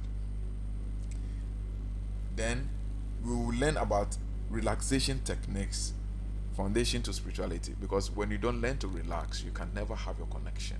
And a lot of people think that they can relax, but they don't know how to relax. We are going to learn about relaxation techniques. We are going to learn about different types of concentration techniques, because concentration is key and necessary for any spirituality. Even in spiritism, concentration is key, because the thought is that which is constantly creating our reality, and we must learn to concentrate the thought, to make the thought dense, and the density of the thought determines how fast our manifestations will be. And that is why a lot of people read the book on the law of attraction and all those things, and still they are unable to use it to attract anything, because they have not been coached and trained on how to create density of thought. And it is density of thought that brings about solidity, that brings about manifestation, that brings about matter. So when you read physics, it tells you that as particles of neutrons and protons goes into different stages of density, matter is formed and it becomes solid, and then now people can relate with it. So matter is formed out of density of particles, and this everything is about. So even manifestation is all about that, to get your prayer answered and all those. It's all about density of thought. So you learn different concentrated exercise that will get you into that state of stillness, inner stillness, in order to create density of thought, to bring about manifestation. Then you learn conscious breathing, the way to calm the mind. So how do you calm the mind? This exercise will take you through, will let you handle issues with anxiety, issues with depression, issue with stress and all those things, and it helps you calm the mind. Because if it's not for some of this exercise, we cannot do what we are doing. I'm telling you, we cannot do what we are doing because our job is very stressful. Everybody, apart from your own personal problems in life, apart from personal family issues, apart from personal marriage issues, children issues, school issues, hundreds of people call you with their family issues, their personal issues, and with their school, children, spouse, husbands issues. And you have to carry all these. And there's only their family issue, they cannot carry it. Only their spouse issues, they cannot carry it. And you carry yours, and then they bring theirs to you from all over, hundreds of people. How do you think we're able to handle this thing? It is through some of these exercises we're able to shed that energy off. And we are able to deal with it, go inside and get solution for you. So when you learn these things, this burden will be lessened. Less people will come because now you can know how to go inside and find solution for yourself. Today I was having counseling for somebody, and just to approach the spouse and to discuss something with the spouse, he doesn't know how to approach it, how to start, what to say. And because of that, this person has to come and spend almost an hour with me. And to be able to do that, I need to diagnose the issue, ask him questions about the nature of the spouse and all those things, how he thinks, how he behaves, how he responds to things. I spend almost an hour plus to diagnose the issue, and then can A, B, C, D children. So can A, B, C, D. No can way anywhere. Yeah, way anyway. So it can't win anywhere, can win anyway. But if this person has developed his personality, he doesn't need me. He doesn't need to leave everything he's doing to come and sit in front of me to have this long discussion, wasting my time, wasting her time. You understand? It is grace. We all have that access to that grace because that grace is inside each and every one of us. These are the things you need in this modern time. Not all these things. When you have these things and then you are adding this Tamil and other things to it, then it makes you boom. But when you are ignorant and you buy the Tamil, you bath all these things, I'm telling you, no amount of bathing that will make you intelligent. No amount of bathing or those will give you the information to be able to solve your problem. It will only negate negative energies or hexes or curses that has been fired to you, but it will not add to your intelligence to resolve your daily problem. Your daily problem will still be staring at you. Preparation for a successful meditation. So now in the course of it, you learn how to prepare yourself for a successful meditation. A lot of people complain, I can't meditate. When I'm meditating, my mind is here and there, gallivanting here, agitating here and there, and all sorts of things are coming. I cannot concentrate on meditation. Yes, you need to be trained properly. You just don't wake up one day, see some video, somebody talk about meditation, and go sit down to meditate. It doesn't work that way. Everything needs coaching. So you learn, you'll be prepared for a successful meditation. Then you go through certain practical meditation exercises. There are different types of meditation exercises. Then you go to how to develop your ESP, the extrasensory perception reset exercises. So that has to do with certain extrasensory perception exercises which are there, and how to develop your PSIs to be able to transmit telepathic information. If you are here there and you want to tell Abraham something, it's not always you call on phone. You can telepathic transmit it, and it's going to work. These are all natural latencies and abilities that we have, but we've not been taught to develop it, so we've left it. And these are abilities that you need to possess and use it in your offices, use it in your profession, use it in your work. If you're a doctor, you go to the office, you look at the sick patient, then the regular lab says this, But the regular lab says, but look at the patient and say, no, no, no, no, no, no, it cannot be this. It has to be this, because your telepathy can connect to the person's frequency and know exactly what is happening to the people. Sometimes people can be sick and they call me and they ask me to diagnose the person, but the person is far away. This afternoon, there's a friend of mine who is a good friend of mine, who has called me some time ago that his heart is aching and he feels sharp pain in his heart. So he called me. Then I told him, no, it's not from your heart. It's not from your heart. Do cholesterol test. He didn't mind me. He went, and yesterday he booked for cardiologist specialist. He was booked for 7 o'clock. Went, and today he sent me the lab results saying that the results say that it is not coming from his heart. So he has to go and do lipid test, which means he has to go and do test which is related to cholesterol. Meanwhile, I've told him this thing some weeks ago without me going through lab. It's it's connection. It is there. Everybody can use it. Listen, you can be sick and I can just watch you like this and I'll tell you a drug to go and buy. How do I do it? It's not because it's magic. I listen to it intuitively. When I was stressed that I went to hospital, they said there's nothing wrong with me. I'm fine and everything, and stress and all those things. I came back, do my remedies. I was sitting down and they told me, go and buy this drug. And I went and buy it. And I look much more better. These are gifts which are there, and this is what you need in this age and time. We are cloning human beings. Destiny oil don't clone human beings. Odiaba oil don't clone human beings. Astrology don't clone human beings. Sometimes it's hard to say these things because it must feel like not that you kind of polarizing somebody or something somebody is doing, but we need to make the whole thing holistic. They are good. They work to some extent. But in our age and time, that is not what we need. That is not the apex of what can bring the transformation Africa desires. Because people are using mind over matter. People are using intellect to control astrology. People are using mind to control astrological events. There will be astrological constellation that rain will fall. How do you call it? I said meteorological prediction that rain will fall. People will do things and then the rain will not fall. They control events of the celestia, the constellations. You cannot imagine the power which is embedded within you. You cannot fathom. And I always tell people that look at yourself this way, that everything which is the power which is giving life to everything in this world, that is giving life to the plants, that is giving life to the trees, that is giving life to the mountains, to the everything, animate and inanimate.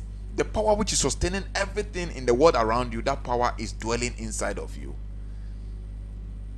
That is who you are made up of. That is your constitution. That's why the Bible says that there is nothing impossible with man. Nothing impossible if only man knows himself. That's why Socrates said, man, know thyself. And when you look at the core structure I'm talking about, it's all directed to knowing yourself, unveiling your true abilities.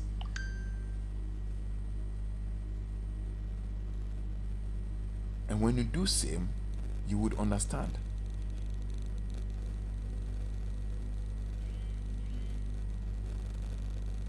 If you do same, you understand.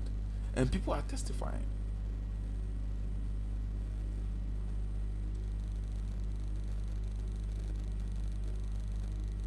Once you get to this dimension of developing your extrasensory perception, then now naturally you can develop your intellectual discriminated selective intelligence, the IDSIs. This is what the Model 1 course is about. Okay, it's predominantly about learning about developing your personality abilities and learning to pay attention to the higher self. Now, that is the course Model 1. Now, course Model 2 is more spiritually oriented. Okay, the objective of this course, this phase aims at the individual developing knowledge on how to deal with issues which is beyond the personality. The issue which are normally supernatural in nature could be tackled by a participant who participate in this program. I'm talking about the model 2.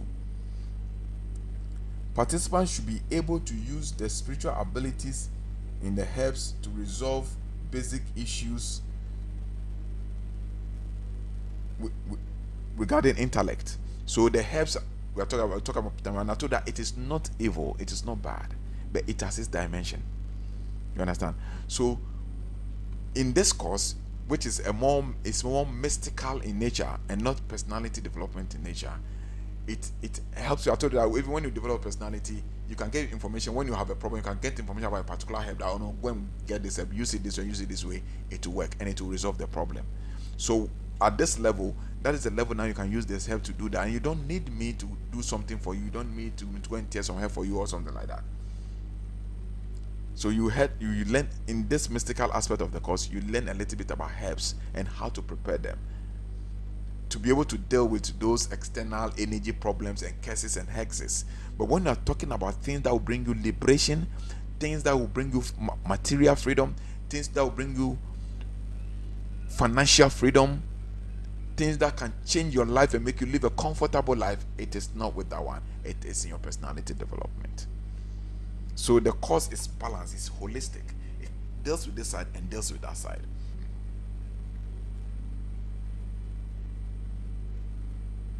Should be able to process herbs, as I talked, you able to process herbs to extract the energies in different ways for spiritual uses. So if somebody has cursed somebody is having any spiritual attack and all this is where these herbs play the role. Even though you can even use the conscious mind to create counter energy for these things, at certain points you can also use the herbs. Combining the two makes it more effective. And even when you are using the herbs without personality developed, sometimes it doesn't make it perform well, because you need to direct the energy of the herbs to perform a task, and that has to be done through the personality. So herbs can do so many things. One herb can do so many things. It has its curative property, that means the healing properties, and it has its magical property, that's the spiritual properties. So when you pick the herb, you create the intention for the herb, consecrate the herb, activate the energy, and then direct the energy of the herb that do this. So you need both sides in order to make it function properly.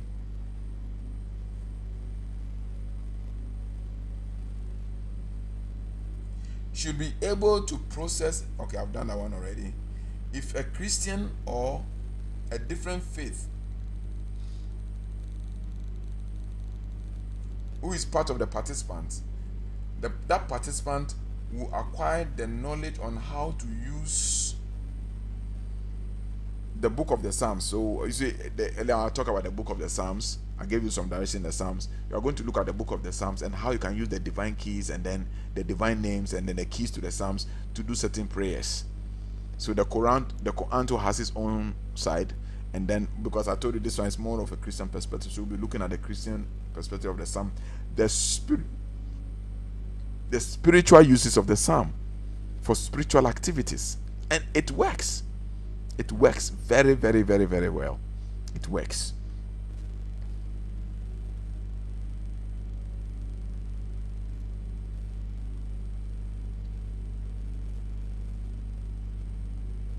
And I think I missed one.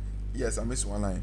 And also, the participant will acquire a safe approach to explore the astral dimension. So I call it astral exploration. So a different approach that you can use to explore the astral dimension.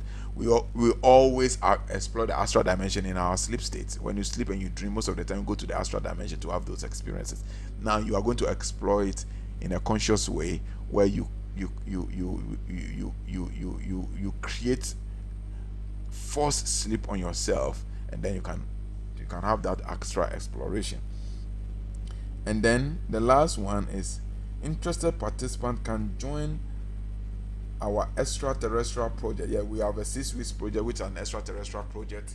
Where in that project, which I have started my project already, I've gotten a few informations on herbs, and one of the latest one I got, and I'm here to practice it. They called it the money magnet, and they showed me how you can prepare a bundle, a necklace, or a ring that will magnetize money. When I say magnetize money, I'm not saying that it's going to bring money like money ritual or ritual money. That's not what I'm saying. When you're able to, according to the teaching that they gave me inside when I had contact with these energies, they said no, with these spells and with these spells, when you can combine these spells in such a way and then loop it up with other copper energy charge earth element things, because copper is related to the earth, silver is related to water element. So if you can combine those things with this, they give me specific pearls which I can get from the marine from the sea. I can put them together as necklace and bangles, or earrings if it's a lady, or necklace, and the person can even maybe have it put in his wallet, and it's a money magnet. What happens is that the business that you do, it will draw people to bring businesses from different arenas and different countries. So as the people bring business, they begin to magnetize money. Money begins to come your way. So there are a lot of them. They've given me a recipe which I'm yet to do it, and it is meant for meditation to enhance people have inner experiences, to make people's meditation easy because it helps their concentration. That is what it does. And I'm saying all these things because I'm teaching this because these are my own experiences. Okay, and you can also do it. It's in everybody. So this is what the course is all about. So if you want to participate in the course, you can call this number, the same number we are using. This is the number we use. So don't let anybody deceive. You can call this number on the screen, and then you may probably have me directly to inquire of the course, what you have to do, and the amount involved. Yes, there's a session. If for those who cannot pay it upfront, you can pay it in 2 installments or maximum 3 installments. You are not going less than 3. Normally in spirituality we don't credit things because the ending it was spirituality, and most Ghanaians are in the attitude of, oh yeah, they know the cancer, what dying cancer, no this kind of bro. That's most Ghanaians. So in spirituality and but I know how the economy is like. So the amount involved, which is not something really exorbitant, is affordable, but yet we may have some people who are students and some people may not have work that pays enough money. Such people can negotiate and then pay it a maximum of 3 installments, as the phases go. Actually it has to be 2 installments. So when you pay the first installment, you do the course model A, then whilst you're doing the course model A, you prepare yourself, and then you pay for the course model B before it comes on board. Yes, so you call, and then it comes with other activities, cleansing activities, purification activities, and all those things, and all those monies, all those things will be provided to you, or to be provided for by the office, and then you can start, and you bear testimony of what, because others have already started bearing testimony of a couple of weeks practice. And sometimes I wish those who are on the group, I don't know why they always everybody wants to hide this thing, but if you share your experiences, it encourages other people to participate and to get them on. So yes, you can share your experiences with other people and then let them know what is going on behind the closed doors, and then they would be able to have courage. And because I remember when I gave one of the cleansing rituals, somebody put in on the platform that has somebody done it and what is the person's experience, and I was laughing that you're waiting for a serious student who is waiting for somebody's experiences before he does the practice. Then it tells me that student is not serious, or the student has been planted in there by other people. Yeah, so well, they briefed me other pace setters in this industry of social media thing who I took a lot of inspiration from, and they briefed me on what some of other people in the same area can do, planting people on your side to sometimes ask irrelevant questions and create unnecessary argument to distract you.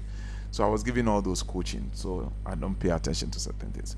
Yeah, so that is basically what it is. So all those who are interested, You don't make inquiries on the WhatsApp group. You make inquiries by calling this number on your screen.